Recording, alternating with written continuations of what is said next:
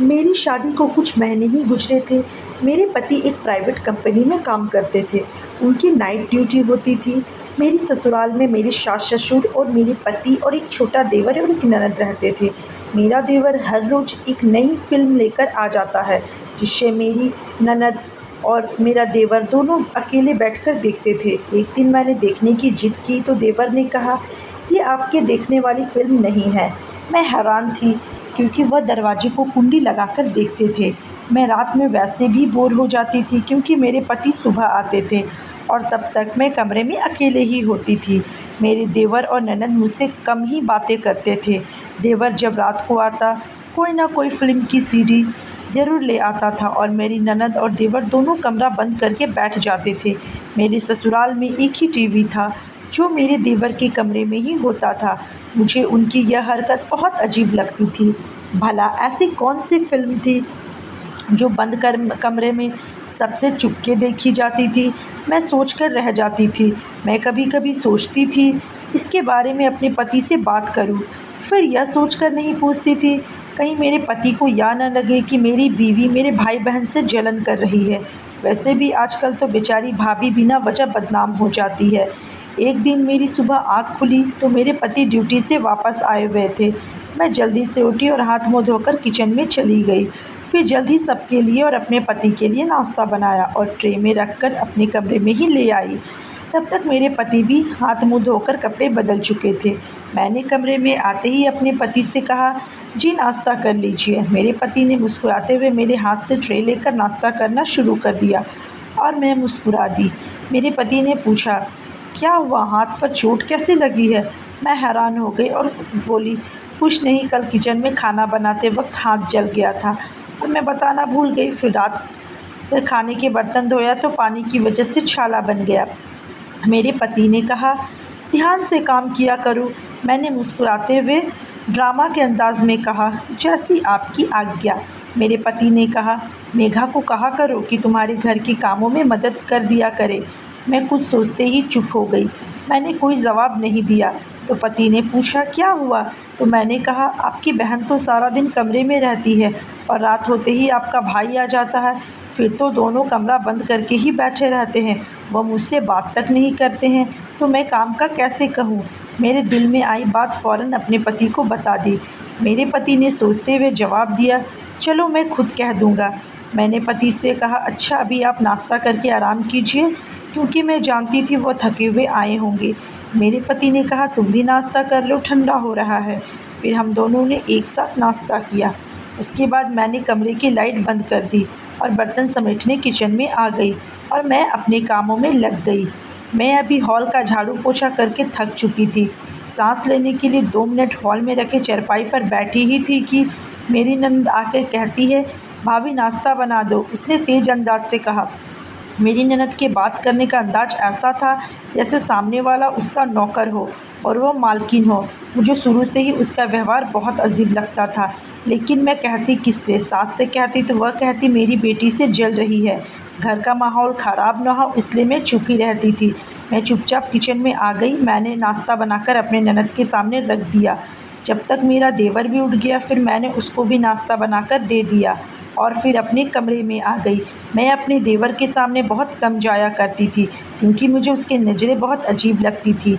मैं कमरे में आकर बिस्तर पर बैठ गई। मेरे हाथ में बहुत ज़्यादा दर्द हो रहा था।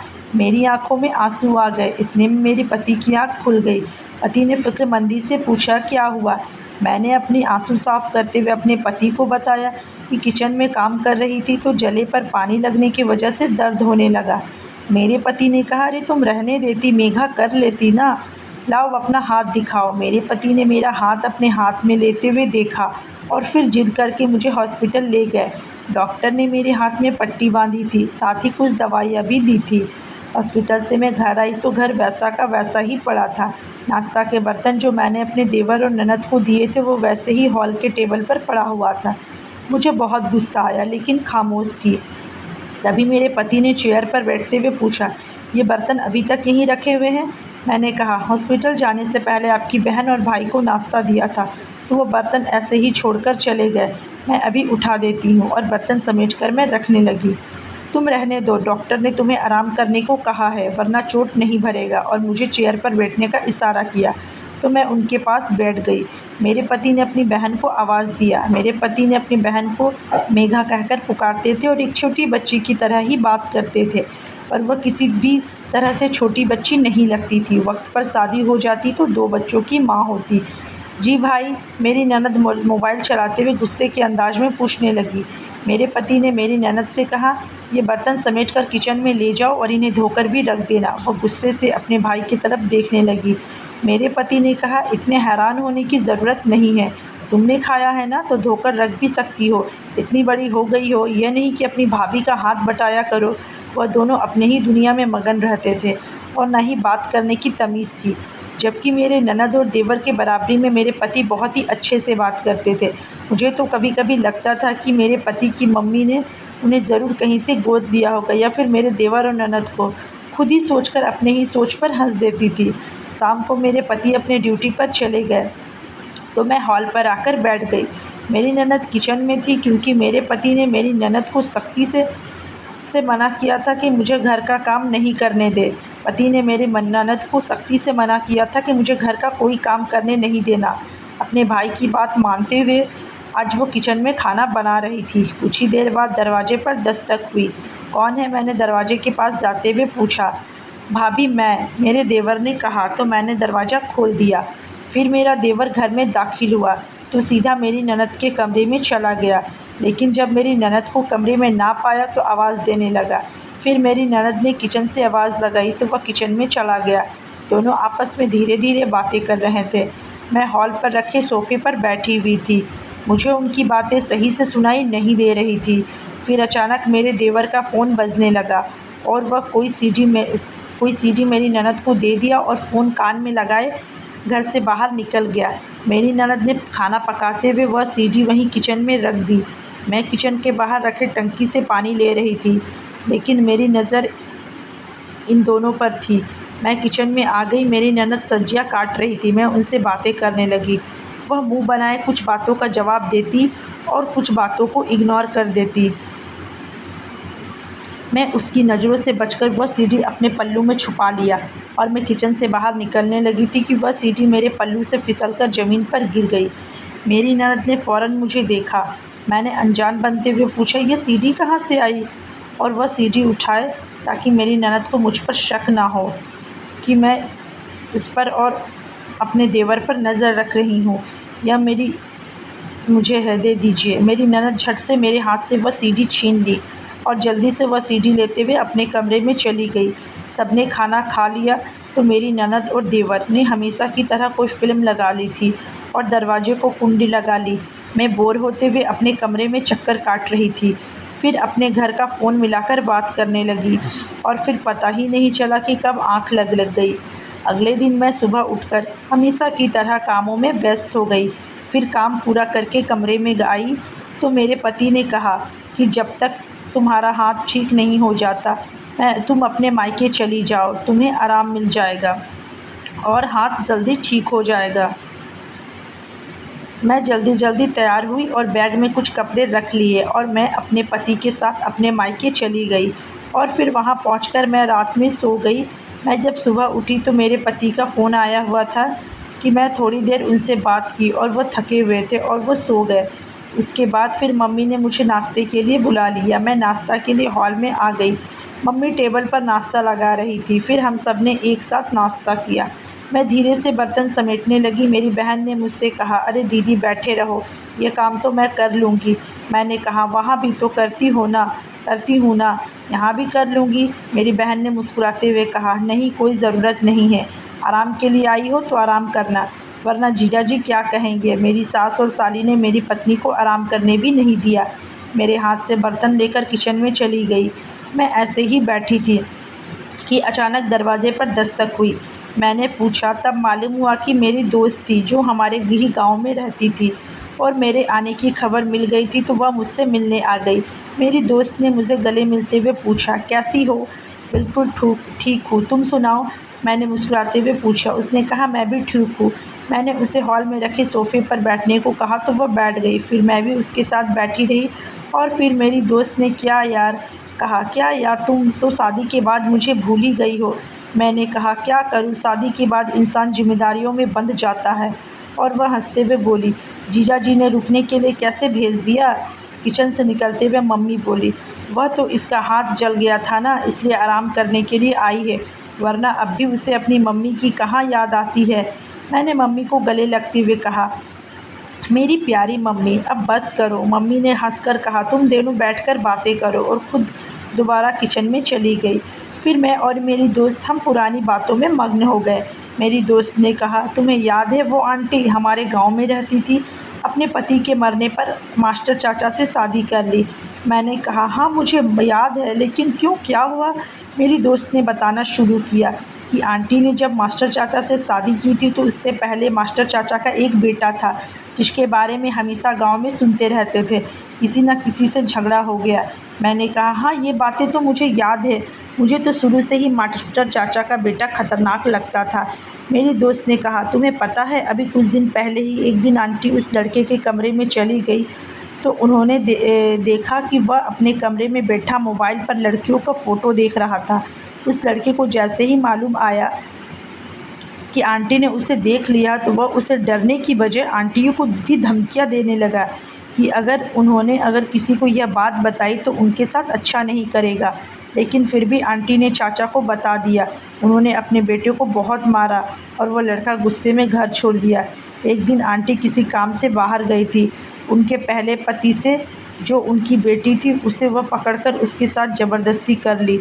उनकी बेटी उसी वक्त से पागल सी हो गई है और वह लड़का तभी से फ़रार है। बेचारी आंटी बहुत रोती है। मैं तो यह सुनकर हैरान रह गई। मैंने अपनी दोस्त से कहा, मुझे यह सब सुनकर बहुत अफसोस हो रहा है।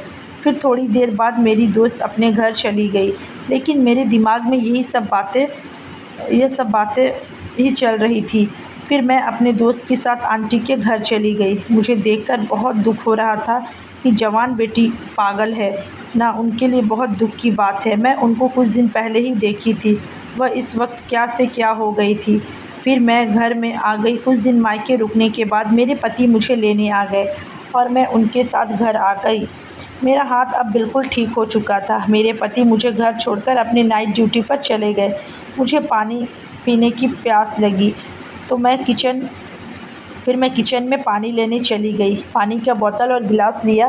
कमरे में आ ही रही थी कि मेरे देवर और ननद के कमरे से होकर गुजर रही थी, क्योंकि किचन और मेरे कमरे के बीच में मेरी ननद का कमरा था। मुझे कमरे में से कुछ आवाज़ आ रही थी, लेकिन आवाज़ इतनी धीरे थी कि मैं सही से सुन नहीं पा रही थी। मैंने दरवाजे पर कान लगाते हुए सुनने की कोशिश की तो मैं दंग रह गई। मुझे ऐसा लगा कि किसी ने टीवी पर किसी रोती हुई लड़की की पक्की वीडियो लगाई है। मैं कुछ और सुनने की कोशिश कर रही थी, इससे पहले मेरे हाथ से गिलास गिर गया। मैं गिलास उठा ही रही थी कि मेरा देवर आ गया और गुस्से में कहा, यहाँ क्या कर रही हो। मैंने कहा, पानी लेने आई थी, अपने कमरे में ही जा रही थी कि गिलास गिर गया। मैंने कमरे में झांक कर देखा तो मेरी ननद बिस्तर पर बैठी हुई थी, जिसे देखकर लग रहा था कि वह मुझे देखकर घबरा गई हो। उस कमरे से अजीब आवाज़ें आ रही थी। मेरी ननद ने मुझे देखकर फ़ौरन टीवी बंद कर दिया और खड़ी हो गई। और मेरे देवर ने मुझसे कहा, मेरे देवर ने अपने कमरे में जाते हुए मुझसे कहा और मेरे मुँह पर ही दरवाज़ा बंद कर दिया। अजीब बदतमीज़ है। मैं मुँह में ही बड़बड़ाती हुई अपने कमरे में चली गई। मैं बेड पर तुरंत बैठी ही थी कि मेरे पति का कॉल आ गया। कुछ देर उनसे बात करने के बाद मैं भी सोने के लिए लेट गई। बार बार मेरे दिमाग में अपनी दोस्त की बातें घूम रही थी। क्या सच में ऐसा हो सकता है? मेरी ननद और देवर भी कोई गंदी फ़ोटो या वीडियो देखते हो तभी तो मुझे नहीं आने देते हैं, वरना ऐसी कौन सी फ़िल्म हो सकती है जिसको सबसे छुप कर देखा जाए। लेकिन यह तो कितना बड़ा पाप है ना। लेकिन क्या सच में ऐसा ही है या यह सब मेरा वहम है? लेकिन ऐसी कोई बात नहीं होगी। इन दोनों की आदत ही ऐसी है, सबसे अलग रहने की। तभी तो वो दोनों मुझसे घुलते मिलते नहीं हैं और के लिए अपने साथ फ़िल्म नहीं दिखाते हैं। लेकिन अब मेरे दिल में बहुत सारे सवाल थे।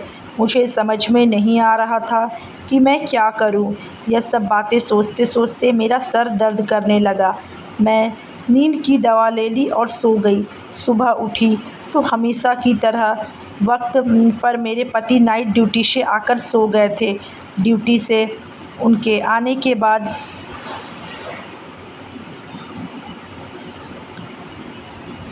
आने पर मेरी आंखें ही नहीं खुली थी। मैं अपने पति को चादर उड़ा दी और नहाने के लिए चली गई। नहा धोकर मैं तैयार हो गई और नाश्ता बनाने के लिए किचन में आ गई। जब तक मैं नाश्ता बना रही थी तब तक मेरे पति भी उठ गए और उसके बाद सबको नाश्ता कराया और फिर मैं अपने और अपने पति के लिए नाश्ता लेकर कमरे में ही आ गई। लेकिन मैं अब तक इन्हीं बातों में ही उलझी हुई थी। मेरे पति ने मुझसे पूछा, कहाँ गुम हो? तो मैंने सोचा उन्हें सारी बात बता दूं। लेकिन यह सब मेरा वहम हुआ तो मेरे पति मेरे बारे में क्या सोचेंगे कि मैं उनके भाई और बहन के बारे में कितना गलत सोच रही हूँ। मुझे पहले सब कुछ पता करना होगा, फिर मैं किसी से कुछ कहूँगी। मैंने दिल में सोचा और किसी से कुछ ना कहकर नाश्ता करने लगी। अगली रात मैं उनके आने से पहले ही उनके कमरे में छुपकर बैठ गई, क्योंकि अब मुझे सारी सच्चाई जाननी थी। कुछ ही देर बाद मेरे देवर और ननद कमरे में दाखिल हुए और हमेशा की तरह उन्होंने दरवाजे पर कुंडी लगा ली थी। मैं खामोशी से बैठी हुई थी। मेरे देवर ने अपनी जेब से एक सीडी निकाला और उसे लगाई। तो मैं फ़िल्म शुरू होने का इंतज़ार कर रही थी कि क्या ये सच है या सिर्फ मेरा वहम है। आज सब मालूम हो जाएगा। लेकिन जैसे ही उन्होंने सीडी लगाया, मैं देखकर अपनी ही सोच पर शर्म से पानी पानी हो गई। फ़िल्म तो कोई फ़िल्म नहीं थी, बल्कि किसी जगह की रिकॉर्डिंग थी।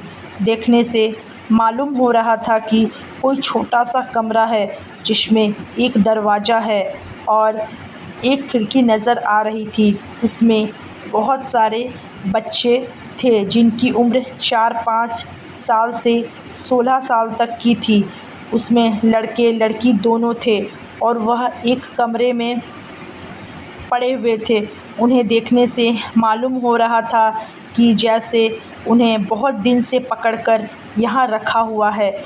इसमें से एक लड़की बहुत ज़्यादा रो रही थी और साथ साथ कह रही थी कि मेरी माँ बीमार है और मेरा इंतज़ार कर रही होगी। वह लड़की लगभग 16 साल की थी। उसकी आवाज़ में मैं पहचान गई थी। जिस दिन मैं कमरे के बाहर से आवाज़ सुनी थी, इसी लड़की की थी। मैं तो यह सब देखकर दंग रह गई थी कि मेरा देवर और मेरी ननद इतने घटिया थे। वह इतना गिरा हुआ काम करते थे, लोगों के बच्चे को पकड़कर कैद करके रखते थे। मेरी ननद के पास किसी का फ़ोन आया और वह उससे बातें करने लगी। शायद बच्चे को दूसरे जगह भेजने वाले थे। मेरे देवर ने कहा कि कल सारे बच्चे को दिल्ली में सप्लाई कर देंगे ताकि दूसरे बच्चे को रखने की जगह बन सके, और फिर दोनों सो गए थे। मैं बिना आवाज़ किए कमरे से निकल गई और उनके कमरे से निकलकर अपने कमरे में आ गई। यह सब देखकर मेरा तो दिमाग ही घूम गया था। कुछ समझ में नहीं आ रहा था मैं क्या करूं और क्या नहीं करूं। मुझे उन सब बच्चों को बचाना था। मैं सारी रात कमरे में टहलकर जागती रही और जब सुबह हुआ तो कुछ देर बाद ही मेरे पति घर आ गए। मेरे पति ने पूछा, क्या हुआ, इतना परेशान क्यों हो? मैंने डरते डरते सारी बात उन्हें बता दी। पहले तो मेरे पति को यह सब झूठ लग रहा था, फिर उन्होंने मेरी बातों का विश्वास किया। फिर मैंने उनके साथ मिलकर एक प्लान बनाया और उस रात अपने पति को लेकर उसी कमरे में छुप गई। वहाँ की सारी बातें भी रिकॉर्ड कर ली। यह सब सुनकर मेरे पति सामने में ही खड़े हो गए। उन्हें अपने सामने देखकर मेरी ननद और देवर के तो होश ही उड़ गए, क्योंकि मैंने और मेरे पति ने उनकी सारी सच्चाई रिकॉर्ड कर ली थी। मेरे देवर ने मेरे पति को मारने के लिए एक लोहे का पाइप उठाया। वह पाइप वहाँ मौजूद बिजली के तार से लगा गया। मेरी ननद उसे बचाने दौड़ी, उसे भी बिजली ने पकड़ लिया और वह दोनों, मेरे ननद और मेरे देवर दोनों ही भगवान को प्यारे हो गए। हमने वह रिकॉर्डिंग पुलिस को दे दी और उन बच्चों को छुड़ा लिया और सारे बच्चे को अच्छे से उनके घर पहुंचा दिया गया।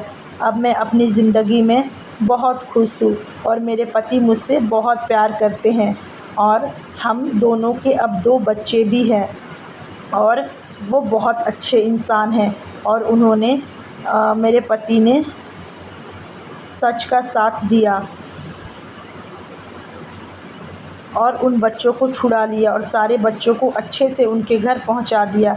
अब मैं भी अपनी ज़िंदगी में बहुत खुश हूँ और मेरे पति मुझसे बहुत मोहब्बत करते हैं और हम दोनों के भी 2 बच्चे भी हैं और वो बहुत अच्छे इंसान हैं और उन्होंने सच का साथ दिया, जिसकी वजह से मेरे देवर और ननद दोनों अपने किए की ही सज़ा भुगत चुके थे।